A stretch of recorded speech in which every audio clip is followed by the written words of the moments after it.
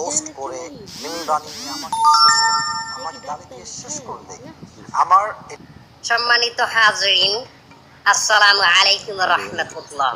Today we talk about Eid al-Fitr. এই হুজুর আরবিতে খুতবা না পড়াই যে ইংলিশে খুতবা পড়াই কে? আরে বাবা এটা তো ভাইরাল হুজুর। ওই কথায় কথায় ইংলিশ পড়াই বলেই তো ওনারা নিয়ে আসে। ঈদের নামাজ 6 takbir. 6 takbir. Number first takbir is hands up.